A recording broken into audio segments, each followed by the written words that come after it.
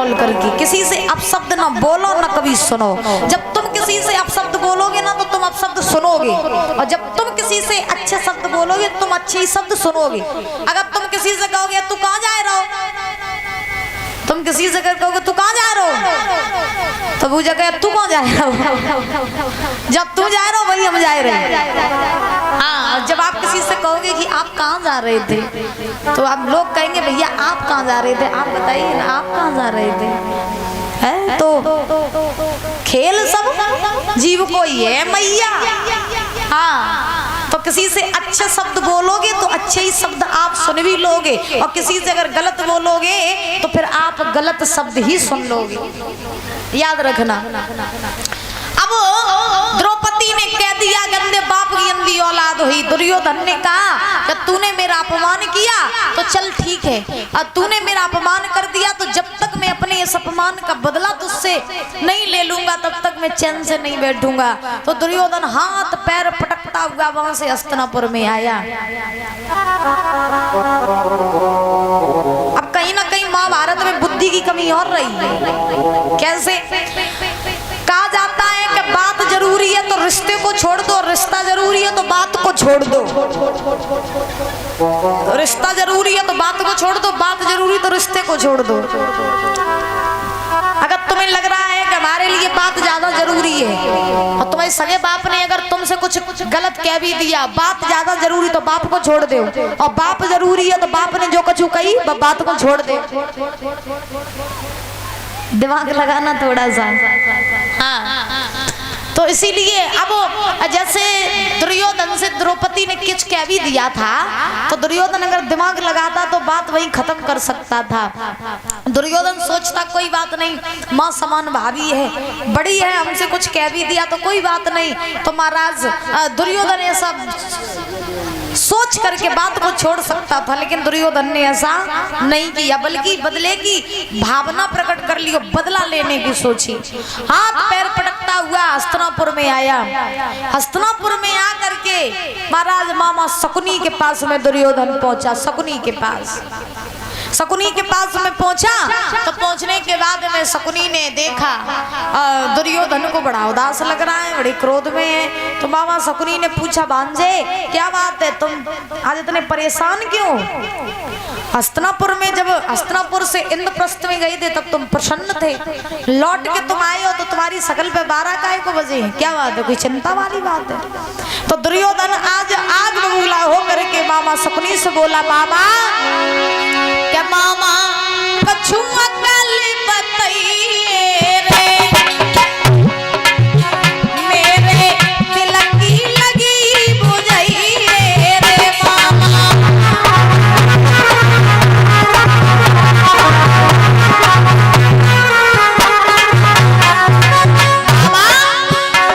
मामा कछुआ कल बताइए रे, मेरे दिल की लगी बुझाइए रे मामा।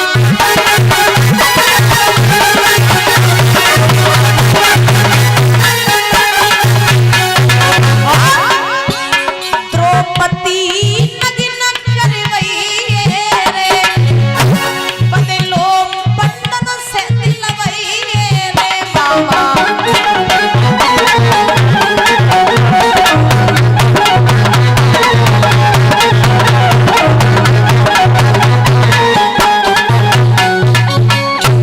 दुर्योधन ने मामा शकुनी से कहा, मामा अगर तुम जानना चाहते हो कि हम परेशान क्यों हैं, हम उदास क्यों हैं, तो मेरी परेशानी का कारण सिर्फ और सिर्फ द्रौपदी है। शकुनी ने कहा द्रौपदी है? बोले हाँ। कैसे? तो आज दुर्योधन बोला ऐसे है कि जब हम इंद्रप्रस्थ में गए थे, लौट के जब हम वापस आ रहे थे तो धर्मराज के महल देखते हुए हम आ रहे थे, तो धर्मराज के महलों में हम थल समझ के जल में गिर गए। तो द्रौपदी ने हमसे कहा कि अंधे बाप की अंधी औलाद हुई, मेरा अपमान कर देती मैं सहन कर लेता, लेकिन मेरे बाप का अपमान ये मुझसे सहन नहीं होगा। तो हम ये चाहते हैं कि तुम द्रौपदी से मेरे अपमान का बदला दिलवा दो। हम चाहते हैं कि द्रौपदी को नग्न करके अपने अपमान का हम बदला लें। तो हमें कोई उपाय बताओ। मामा शकुनी कहने लगे, इतनी छोटी बात में तुम परेशान हो, हैं? चिंता ना करो, मेरे पास में एक उपाय है। क्या उपाय है?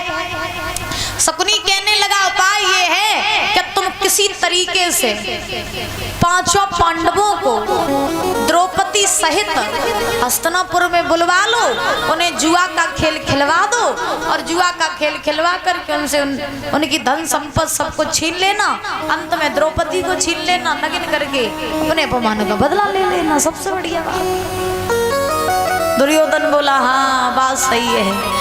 अच्छा देखो, एक बात बताएं तुम्हें भैया, एक कहावत कही जाती है, क्या दीवार बिगाड़े आरो और घर बिगाड़े सारो। दीवार बिगाड़े आरो, घर बिगाड़े सारो। जौन घर में ससुराल वाले की एंट्री, सारे सराज की एंट्री, समझ लो घर बंटा ढहा रहे, वो घर बिल्कुल विनाश है। जौन से घर में सारे सराज की एंट्री हो जाती है। और आज के जमाने में तो 100% में 90% घर में सारे ही सराज राज करते हैं। हाँ, और खास आदत होती है माताओं की। खैर मैया, हम तुम्हें बुराई नहीं कर रहे ना, जो सोचोगे आज हमारी बुराई चालू हुई, बुराई नहीं कर रहे। देखो हम सत्य बता रहे हैं आपको। अगर घर में सास बहू की लड़ाई हो जावे तो बहू जा नहीं कहिए कि लाओ सास को मनाए ले, ना सास जा कहिए कि लाओ हम अपनी बहू को मनाए ले, बल्कि बहू क्या करेगी, अपने मैं के फोन कर दिए, मम्मी आज मेरी डुकरिया ने मुझे ऐसे ऐसे कई भैया को पठे दो, मैं बुलवाए ले, हम घर में रहो नहीं चाहती। हाँ, तो महाराज मम्मी कहती, बिटिया तू चिंता ना कर, तू ससुरे में दबके न रहिए, न सास का न ससुरते काऊ तो दबके न रहा। अब याल तेरे भैया को पठे रहे, अब याल तो घर बुलवाए रहे, तो काहे परेशान है, तेरी मम्मी जिंदा है। हाँ, तेरी मम्मी जिंदा है। तो महाराज अब बे भैया आते और अपनी बहन को लिवाए के चले जा, तो बताओ घर बर्बाद है क्या नहीं है? बोला का हमने दिन में बताया था, घर में कितनी भी लड़ाइयाँ हो जाएं, कितनी भी, तो उन लड़ाइयों को चार दीवारी के बीच में ही सुलझा लो, किसी तीसरे के पास में बात न पहुंचाओ, चाहे वो तुम्हारे मायके वाले हो, तुम्हारे ससुराल वाले हो, कोई भी हो, घर में चार दीवारी के बीच में महाराज लड़ाइयों को सुलझा लेना ही ठीक होता है। और आज के जमाने में तो लोगों को महाराज ससुराल ही ज्यादा प्यारी है, सबसे ज्यादा। एक दृष्टांत याद आ रहा है तो हम आपको बताए दे रही है। एक लड़का रहे तो उस लड़के को अपने घर से ज्यादा अपनी ससुराल प्यारी थी, बहुत प्यारी ससुराल थी उसको। उसका नियम था कि 6 महीने में 1 महीने के लिए वो अपनी ससुराल में रुकने के लिए जरूर जाता था, जरूर। तो एक समय के बाद बहुत दिन हो गए वो अपने ससुराल नहीं गया। एक दिन वो लड़का ने अपनी मैया से कही, मैया आज मेरा मन है कि हम ससुराल में घूमने काजे जाएं। तो मैया ने कही, लला तुम तो ससुराल में जात हो तो तुम 1 आध दिन में तो लौट के नहीं आ, तो महीना खड़ तो तुम्हें लग ही जाते, तो अब की दाई तुम जाइयो तो कितने दिन में लौट के आइयो। लला ने कही, मैया ज्यादा नहीं है, कुछ 1 महीना, 1 महीने तक ससुराल में रहेंगे, आराम से घर लौट के हम आ जाएंगे। अब मैया बोली, लला जाओ चाहो तो चले जाओ। सुबह भैया गए, बोरिया बिस्तरा बंधो और ससुराल में पहुंचिए जाए। अब ससुराल में जैसे ही पहुंचे जाए तो आपने देखा हो कि घर में जब रिश्तेदार आते हैं तो कोई तो प्यारो नहीं हो जितो प्यारो घर को दमाद हो। दमाद सबसे प्यारे घर के दमाद ही महाराज होते हैं। और बिटिया आ जाए, दमाद आ जाए, फिर देखो सास सारे सराज, फिर तो जीजा परिरात पूरे घर में। तो अब देखो वे भैया गए, ससुराल में पहुंचे, ससुराल में पहुंचे, सासू मैया ने देखो लला दमाद आइए, सारी ने देखो जीजा आइए, सारे ने देखो जीजा जी, और बताओ सब ठीक ठाक है? जीजा जी बोले हाँ सब बढ़िया। खटिया बटिया डाली गई, जीजा को बैठारो गो। सासू मैया थरिया में दूध सराय के ले आई, थाली जानते हो, थाली में दूध सराय के ले आई। अच्छा बब्बा तुम्हें बात बताओ, ये परीक्षा जी तुम तो ससुराल में जाते ही हो, अच्छा जब बताओ, जब तुमने नौ ब्याह करो हतो और जब तुम नए नए ससुराल में गए हते तब तुम्हारी सास ने तुम्हें कोल्ड ड्रिंक पिवाई थी कि दूध पिवाई थी? शादी नहीं भाई, ये झूठ क्यों बोल रही हो आप? हो गई, देखो देखो बोल रही है शादी हो गई है। सुनिए हम आपको बता रहे हैं, पहले के जमाने में और अब के जमाने में बहुत फर्क हो गया है। कैसे? सुन लो परीक्षा दी, आप मेरी बात सुनो, आप बताओ कि शादी हो गई कि नहीं हो गई? फिर ये लोग झूठ क्यों बोल रहे हैं? हमें लगा छुड़वाओ चांद। चलिए तब देखिए, आपके जमाने में जब आपकी शादी हुई होगी, पहले के दामाद जब घर में आते थे मैया, तो पहले की सासें अपने दामादों को महाराज दूध सराय के थालियन में तब और दूध में घी डाल के तब दामाद को पिवाओ जात, तो तब आदर होते थे कि नहीं? ईमानदारी तो बताओ, होते थे। हमने अपने दादाओं के मुख से सुना, मेरे दादा कहते थे, आज भी हमारे दादा हैं, वो आज भी हमसे कहते हैं बेटा आज के जमाने में पहले के जमाने में जमीन आसमान का फर्क है। पहले जब हम ससुराल में जाते थे तब मेरी सास थाली भर के दूध मुझे पिलाती थी घी डाल के, और आज के जमाने में तो दूध की रीत रही नहीं। कहूँ 100 ग्राम काट लो दूध, चाय बनी दामाद आए तो चाय पिवाए दी तो ठीक ना, दुकान पे 100 रुपया को ठंडा हो पिवाए दो, ले खातिरदारी तो वही पूरी। ये जमाना आ गया है।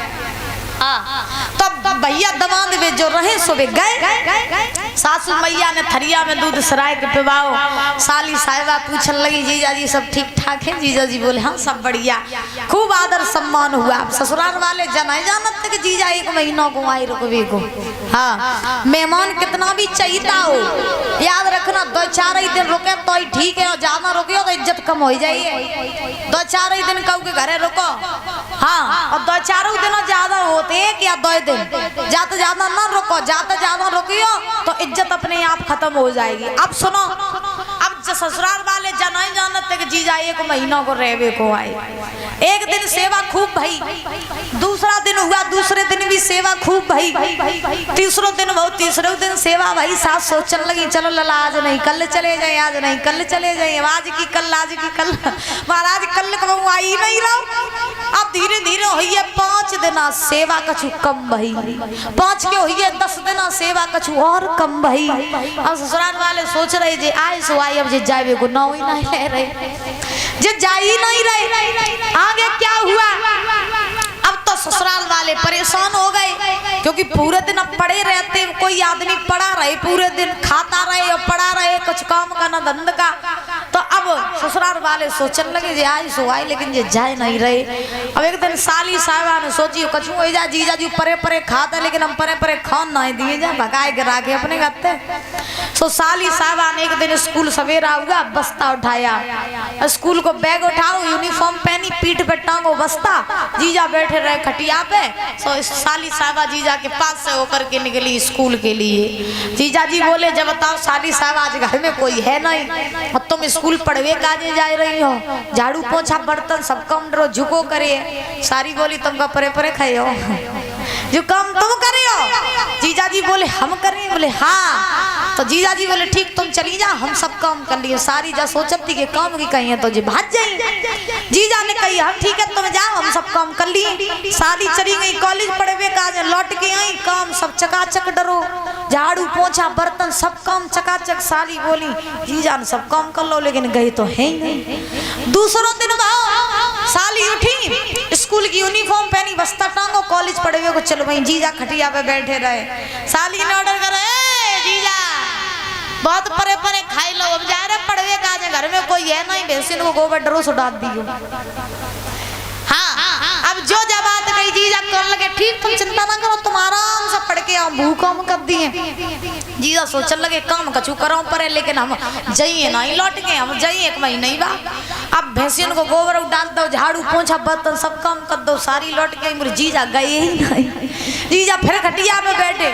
अब एक दिन सारे की बहू रहे सराज, जिसको कहते सरेज, आपके इधर क्या कहते हैं साले की बहू को? सरेज ही कहते हैं। तो सरेज रहबा ने अपने पति से कही सुना, या तो अब तुम्हारे घर में तुम वो जीजा ही रहे या फिर हम ही रही। मतों का एक डायलॉग होता है, या तो अपनी अम्मी को करो या हमारी हो करो। अब महाराज सराज ने अपने पति से कही, देखो या अब तुम्हारे घर में जो जीजा रही है या हम ही रही, या जीजा भगाओ या फिर हम जाए रहे। जीजा को निकालो यहाँ से, ये पड़ा पड़ा खाता रहता है, ये ना किसी काम का ना धंधे का है, पूरे दिन पड़ा रहता है, इसकी सेवा कब तक करेंगे, भगाओ इसे यहाँ से।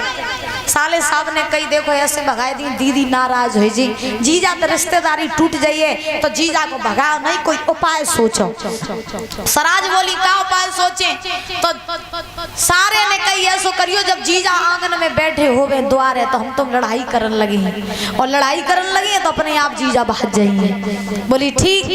अब जीजा बैठे रहे खटिया पे, महाराज सारो भी बाहर से आओ, और सारे की जो पत्नी रहे सराज सो भीतर बनाए रही थी खाना, सो सारे ने आवाज लगाई, जब बताओ भोजन बनियो के नहीं बनियो, बनो के नहीं बनो। सो भीतर से आवाज आई, दुश्मन बनी तेरी ठटरी सो खाए ले आए। अब जो महाराज ने इतनी बात सुनी कि मेरी पत्नी हमसे ऐसे कह रही, अब झूठी झूठी लड़ाई, सो बे गए सारे साहब, और सारे जैसे ही गए सो उनने अपनी पत्नी को हाथ पकड़ो और खींच के एक कोना में उठाई लाठी, कमरा में बंद कर लो, जाए दरवाजो बंद कर लो। जीजा बैठे बैठे देख रहे थे, जीजा सोचने लगे हाय लड़ाई हमारी मारे हो रही। अब साले ने अपनी पत्नी से कही, देखो हम तुम्हें मारे नहीं जा लाठी, लेकिन तो तुम चिल्ला रही हो, ऐसो लगे कि हमारी तुम्हारी लड़ाई हो रही। सो साले साहब लाठी दीवार में मारन लगे, और सराज चिल्लाने लगी मार डारो, दुश्मन ने कोई तो बचाए ले हुआ।